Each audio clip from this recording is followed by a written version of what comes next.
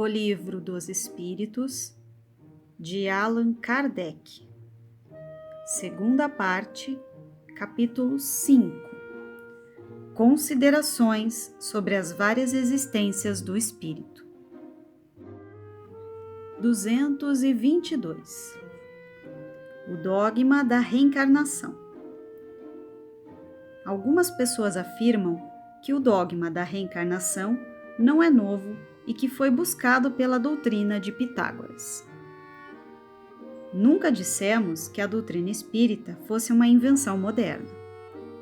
Por ser uma lei da natureza, o espiritismo, assim como os fatos espíritas, devem existir desde a origem dos tempos. Sempre nos esforçamos para demonstrar que se encontram sinais de conhecimento espiritual desde a mais remota antiguidade. Pitágoras, como se sabe, não foi o autor da teoria da metempsicose. Ele a encontrou entre os filósofos indianos e egípcios que a conheciam desde tempos muito antigos. Portanto, a ideia da transmigração das almas era uma crença comum e aceita pelos homens mais eminentes. Não sabemos de que modo essa crença chegou até eles, se foi por uma revelação ou por intuição. Mas, seja como for, uma ideia não atravessa os tempos e não é aceita por inteligências mais adiantadas se não tiver algo de sério. Assim, a antiguidade da doutrina da transmigração das almas seria mais uma prova a favor da reencarnação do que uma objeção. Entretanto, entre a metempsicose dos antigos e a moderna doutrina da reencarnação, existe uma diferença muito grande. A de que os espíritos rejeitam de maneira absoluta a transmigração da alma do homem para animais e vice-versa. Observações. Pitágoras, filósofo e matemático grego que viveu entre 500 e 600 a.C. Metempsicose ou transfiguração das almas. Doutrina segundo a qual o mesmo espírito pode reencarnar em corpos humanos, de animais e até de vegetais. As várias existências vividas pelo espírito. Os espíritos, ao ensinarem o dogma das várias existências em corpo físico, relembram uma doutrina que nasceu nas primeiras épocas do mundo e que se conservou no íntimo de muitas pessoas até os nossos dias. Eles apenas apresentam a reencarnação de uma forma mais racional, mais de acordo com as leis progressivas da natureza e mais em harmonia com a sabedoria do Criador, livrando-a de todos os acessórios da superstição.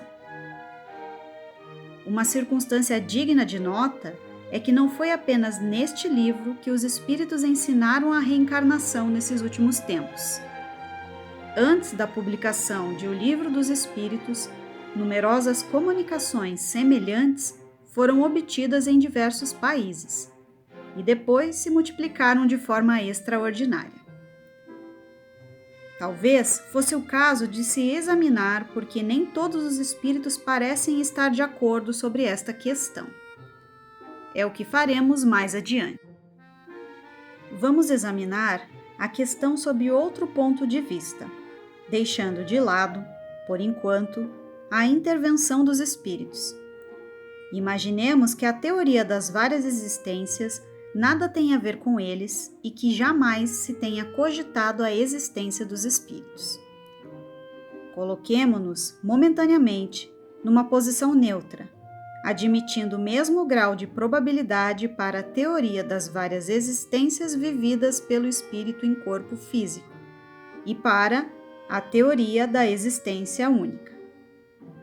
Vejamos para que lado nos levam a razão e o nosso próprio interesse. Reencarnação.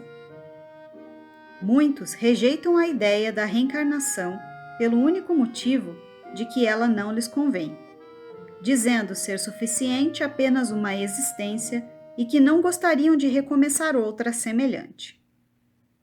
Algumas ficam furiosas pela simples ideia de terem que voltar à Terra. Será que essas pessoas pensam que Deus deveria ter solicitado sua opinião ou consultado seus gostos para reger o universo? Ora, das duas, uma. Ou a reencarnação existe ou não existe. Se existe, é inútil opor-se a ela, pois terão que enfrentá-la sem que Deus lhes peça permissão para isso.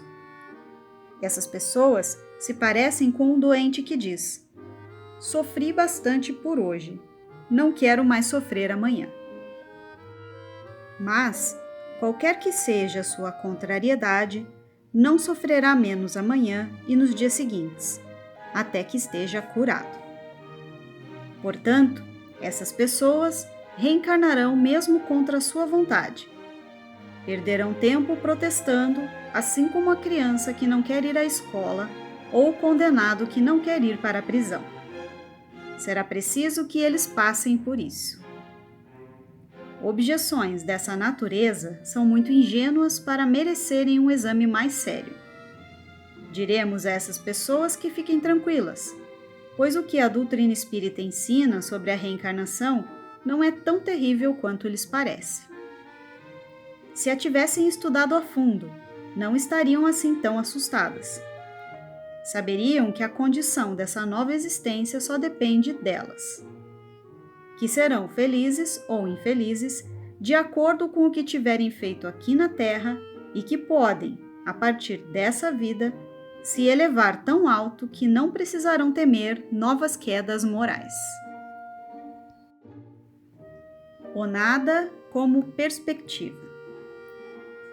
Supomos estar falando para pessoas que acreditam no futuro qualquer depois da morte, e não para aquelas que só têm o nada como perspectiva, ou para aquelas que desejam que a sua alma seja absorvida por um todo universal, perdendo assim sua individualidade, como as gotas de chuva que caem no oceano. Portanto, mesmo acreditando em um futuro qualquer, não se pode imaginar que ele seja igual para todos, pois, nesse caso, qual seria a utilidade do bem? Por que se reprimir? Por que não satisfazer todas as paixões, todos os desejos, mesmo à custa dos outros, uma vez que por esse comportamento não se ficaria sendo nem pior nem melhor? Aquele que acredita viver apenas uma existência na Terra não vincula sua felicidade futura ao que fez durante essa existência? Não desejará que seu futuro, após a morte, seja o melhor possível, visto que vai durar pela eternidade?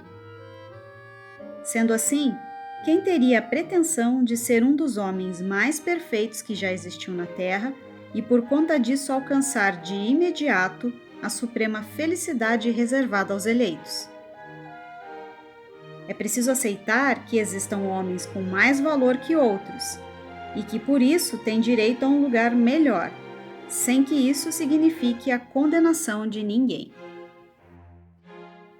Coloquem-se, por um instante, pelo pensamento, numa situação intermediária, ou seja, nem sendo o melhor dos homens e nem o pior, e que alguém venha lhes dizer: vocês sofrem, não são tão felizes quanto poderiam ser, e à frente de vocês estão seres que desfrutam de uma grande felicidade.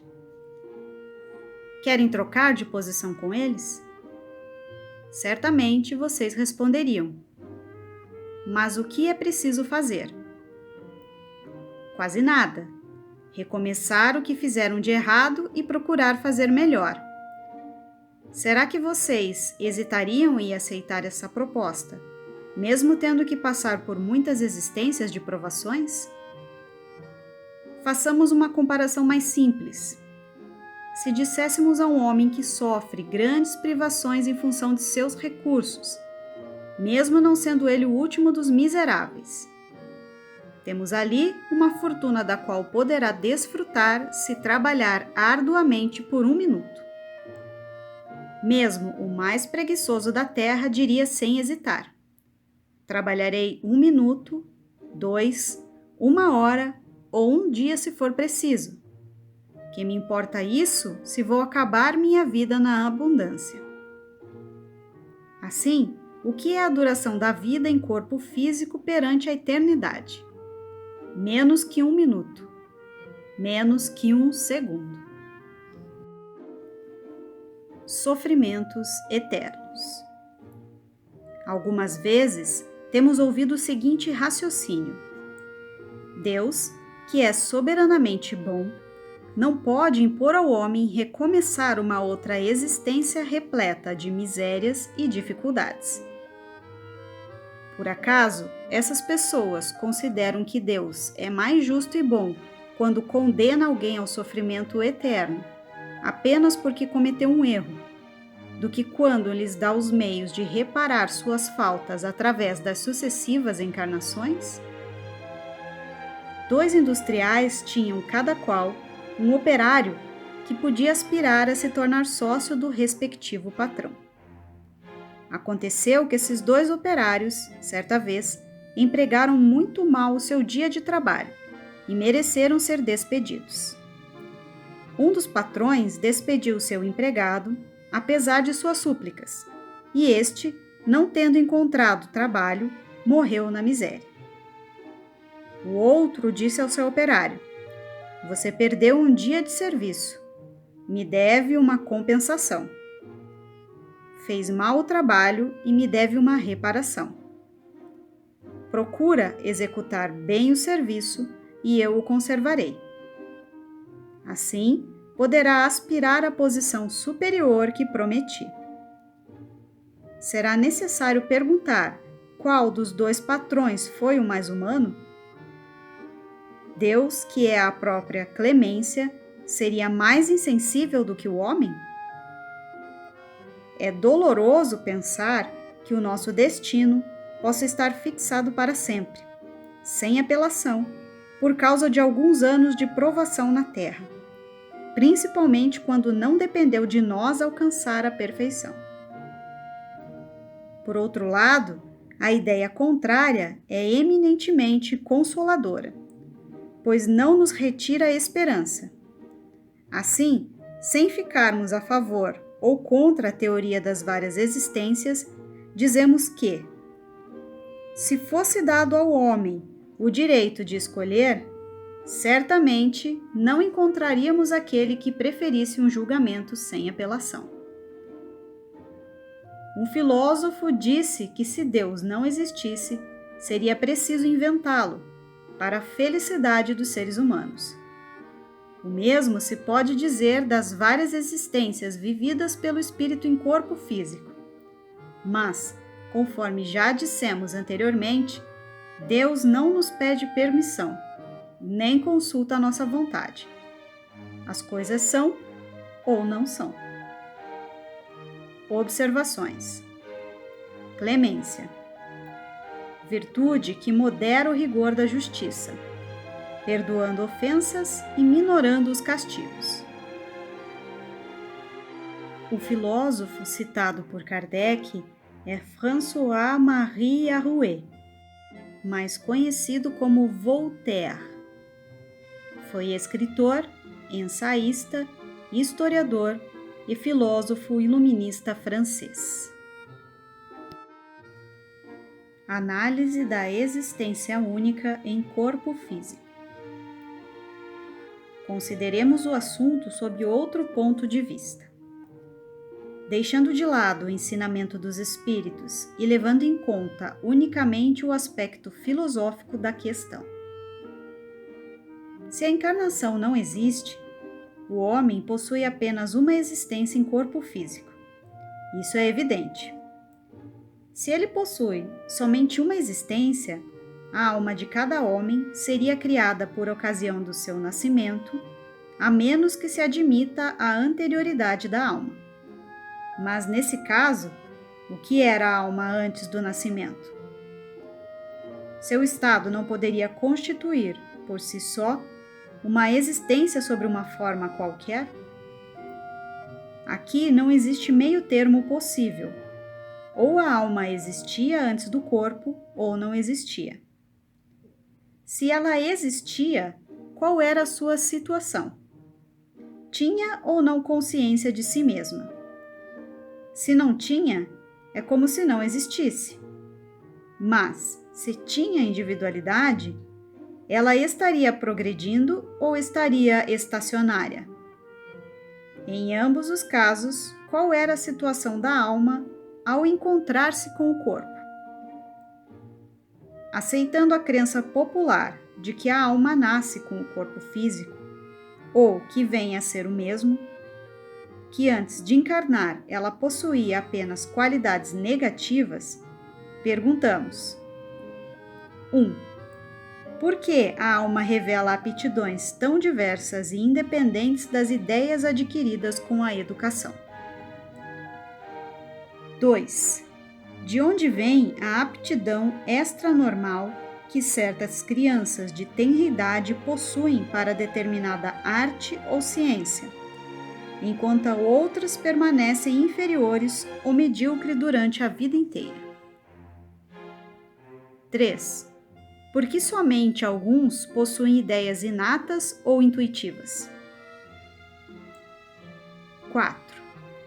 Por que certas crianças possuem instintos precoces para os vícios ou para as virtudes? Sentimentos inatos de dignidade ou de baixeza, que não combinam com o meio onde nasceram? 5. Por que certos homens, independentemente da educação, são mais avançados que outros? 6. Por que existem selvagens e homens civilizados? Por que será que, se pegarmos uma criança hotentote recém-nascida, retirada de uma raça primitiva, e a educarmos nas melhores escolas, não será possível fazer dela um Laplace ou um Newton? Observações. Hotentote, raça negra primitiva da África Meridional. Laplace, Pierre Simon Laplace, astrônomo, físico e matemático francês. Newton, Isaac Newton, cientista inglês, responsável pela lei fundamental da dinâmica e pela lei da gravitação universal, entre outras. As almas não são iguais ao reencarnar. Perguntamos: qual é a filosofia ou a teosofia capaz de resolver estes problemas? Ou as almas são iguais ao nascer, ou são desiguais. Quanto a isso, não possuímos a menor dúvida. Se elas são iguais, por que suas aptidões são tão diferentes? Dirão que isso depende do organismo. Mas, se for assim, estaríamos diante da mais monstruosa e imoral das doutrinas. O homem seria apenas uma máquina, um joguete da matéria, e não teria mais a responsabilidade por seus atos, uma vez que poderia atribuir tudo às suas imperfeições físicas. Se as almas são desiguais, é porque Deus as criou assim. Neste caso, por que essa superioridade de nascença concedida a algumas? Será que essa parcialidade, esse favorecimento, combina com o amor e com a justiça que Deus dedica de maneira igual a todas as criaturas? Admitamos, ao contrário, que a alma já viveu várias existências anteriores, e tudo ficará claramente explicado. Os homens trazem, ao nascer, a intuição do que aprenderam em vidas anteriores.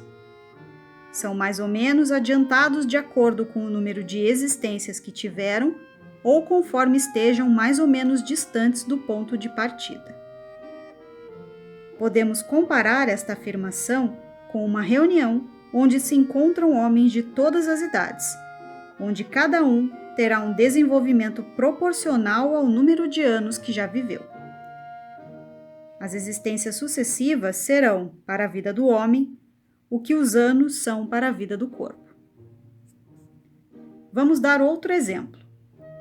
Imaginemos 1000 indivíduos reunidos com idades entre 1 e 80 anos, e que sobre eles fosse jogado um véu para esconder os anos que já viveram. Aquele que chegasse após o véu ter sido levantado poderia pensar que todos nasceram no mesmo dia, e então perguntaria: por que uns são grandes e outros pequenos? Por que uns são velhos e outros jovens? Uns instruídos, outros ainda ignorantes. Porém, se a nuvem que lhe cobre o passado for removida, e se ele compreender que uns já viveram mais do que outros, tudo estará explicado. Deus, em sua infinita justiça, não pode ter criado algumas almas mais perfeitas que outras. Entretanto, com as várias existências vividas pelo Espírito, as desigualdades que existem na vida estão de acordo com a mais rigorosa justiça. O homem consegue ver apenas o presente, não consegue ver o passado, e é apenas por isso que não compreende o porquê de tantas desigualdades sobre a Terra. Este raciocínio baseia-se em algum sistema, em alguma suposição gratuita? Não. O raciocínio das vidas sucessivas parte de um fato incontestável: a desigualdade entre as aptidões e o desenvolvimento intelectual e moral que existe entre a criatura. Verificamos que esse fato não pôde ser explicado por nenhuma das teorias até então existentes, enquanto que a teoria das vidas sucessivas explica essas diferenças de maneira simples, natural e lógica. Será que é racional ficar com as teorias que não explicam ao invés daquela que explica? Em relação à pergunta número 6, por que existem selvagens e homens civilizados? Sem dúvida, se dirá que o Hotentote pertence a uma raça inferior. Então, perguntamos: esse Hotentote é um homem ou não? Se for um homem, por que Deus o fez tão diferente da raça branca? Se não for um homem, por que tentar fazer dele um cristão? A doutrina espírita é mais abrangente do que tudo isso. Para ela, não existem diversas espécies de homem. Existem apenas homens cujos espíritos estão mais ou menos atrasados, mas todos sujeitos a progredir. Será que esse princípio não está mais de acordo com a justiça de Deus? Análise da alma quanto ao seu futuro. Acabamos de examinar as condições da alma quanto ao seu passado e ao seu presente. Se a examinarmos quanto ao seu futuro, encontraremos as mesmas dificuldades. Se não, vejamos. 1. Se a existência atual é única e é a que vai decidir nossa sorte futura, qual será então a posição do selvagem e a do homem civilizado na vida futura? Estarão no mesmo nível ou estarão distanciados no que se refere à felicidade eterna a que todos têm direito? 2. O homem que trabalhou durante toda a sua vida para se melhorar estará na mesma posição daquele que permaneceu estagnado? E se ele permaneceu estagnado, não por culpa sua, mas porque não teve tempo nem oportunidades para se melhorar? 3. O homem que praticou o mal, por não ter podido se instruir, será culpado por um estado de coisas que não dependeu dele? 4. Trabalha-se continuamente para esclarecer, moralizar e civilizar os homens. Mas, a cada homem que se esclarece, existem milhões de outros que morrem todos os dias sem ter recebido o esclarecimento. Qual será o destino deles? Serão tratados como condenados? Se não forem, o que fizeram para merecer estar na mesma posição do que aqueles que se esclareceram? 5. Qual será o destino das crianças que morrem em tenra idade e não puderam fazer o bem nem o mal? Se estiverem entre os eleitos, por que este favor, se não fizeram nada para merecê-lo? Que privilégio as livrou das dificuldades da vida? Será que existe alguma doutrina capaz de esclarecer essas questões? Se a tese das existências sucessivas for aceita, tudo estará explicado de acordo com a justiça de Deus. O que não puder ser feito em uma existência será feito em outra, e sendo assim, ninguém escapa à lei do progresso. Cada um será recompensado segundo o seu real merecimento, e ninguém fica excluído da felicidade suprema a que todos aspiram, sejam quais forem os obstáculos que encontrem no caminho. As contradições da Igreja. Essas questões poderiam se multiplicar ao infinito, porque são inúmeros os problemas psicológicos e morais que só encontram solução na tese das existências sucessivas. Descreveremos aqui apenas as questões mais comuns. Os opositores poderão dizer que a doutrina da reencarnação não é admitida pela Igreja Romana, que ela seria uma subversão da religião. Não é nosso objetivo tratar essa questão no momento. Já é suficiente ter demonstrado que a doutrina da reencarnação é eminentemente moral e racional. Ora, o que é moral e racional não pode ser contrário a uma religião que proclama ser Deus, a bondade e a razão por excelência. O que seria de uma religião que se colocasse contra a opinião universal e a comprovação da ciência, expulsando do seu convívio aqueles que não acreditassem no movimento do Sol ou nos 6 dias da criação? Que crédito mereceria e que autoridade teria entre os povos mais esclarecidos uma religião fundada em erros evidentes e que os impusesse como artigos de fé a seus seguidores? Quando o movimento da Terra em relação ao Sol foi comprovado, a Igreja sabiamente se colocou ao lado da comprovação.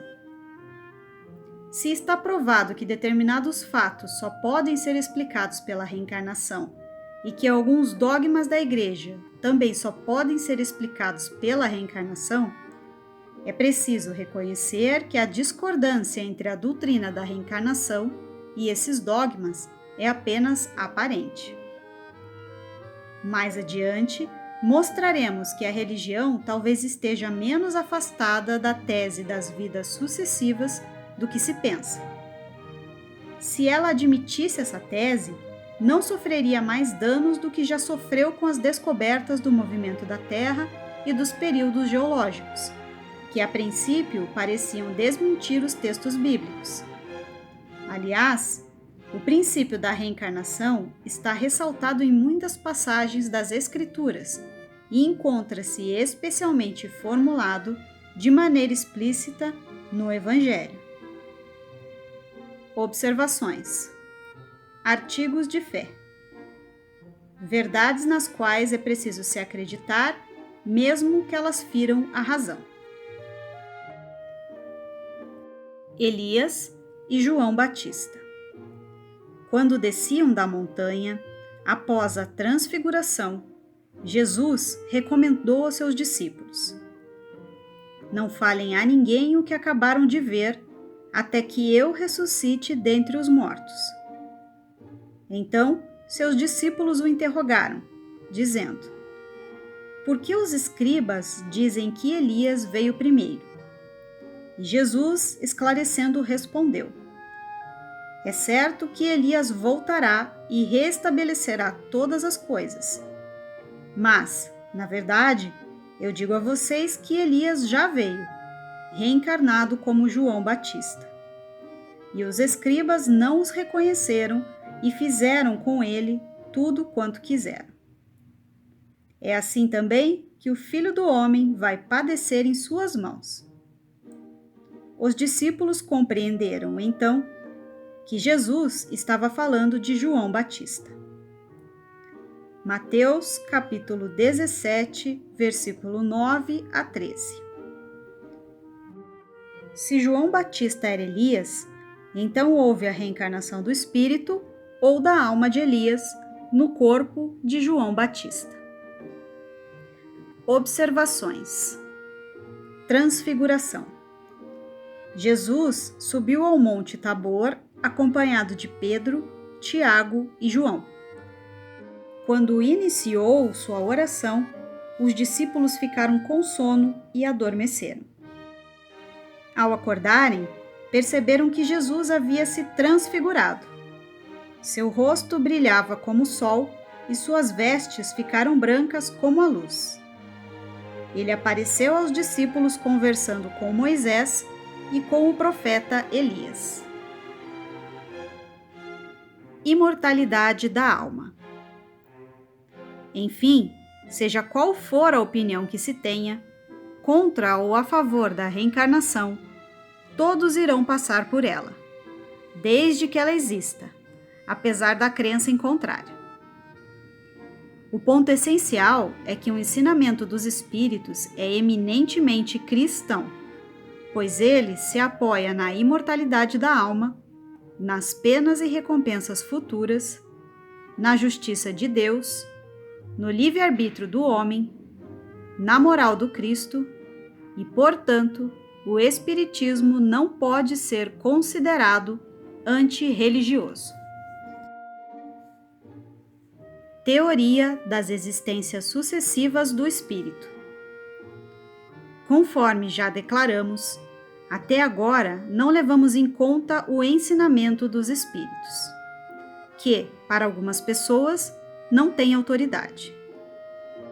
Se nós e tantos outros adotamos a ideia das existências sucessivas da alma, não é apenas porque ela veio dos espíritos, mas porque essa doutrina nos pareceu a mais lógica e porque somente ela resolve questões até então insolúveis.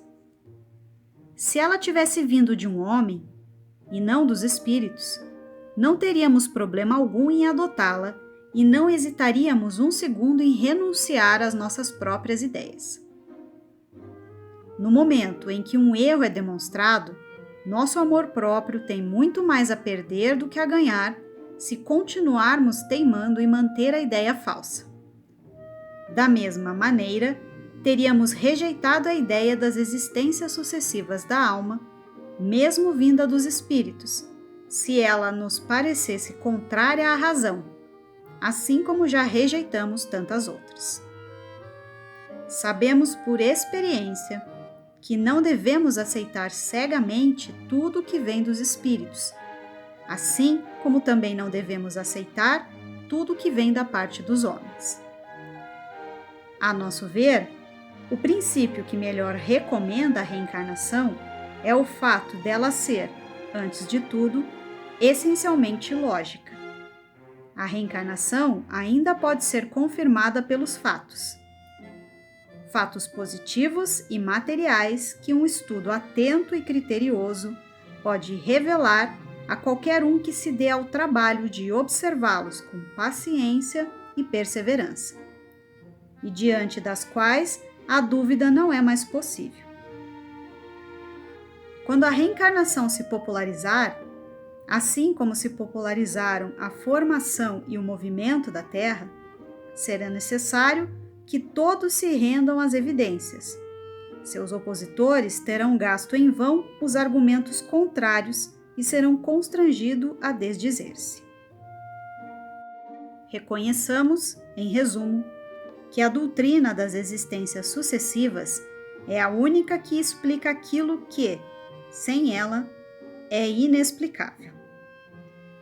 que é eminentemente consoladora e está em harmonia com a mais rigorosa justiça, que representa para o homem a âncora de salvação que Deus, na sua misericórdia, lhe concedeu. O Evangelho do Apóstolo João. As próprias palavras de Jesus não deixam dúvida a esse respeito. Eis o que diz o Evangelho do Apóstolo João, capítulo 3, versículos 3 a 7. 3. Jesus, respondendo a Nicodemos, disse: Em verdade, eu digo que se um homem não nascer de novo, não poderá ver o reino de Deus. 4. Nicodemos então perguntou a Jesus: Como pode nascer um homem que já está velho? Como este homem pode entrar no ventre de sua mãe para nascer uma segunda vez? 5. Jesus respondeu: Em verdade, eu digo que, se um homem não renascer da água e do Espírito, não pode entrar no reino de Deus.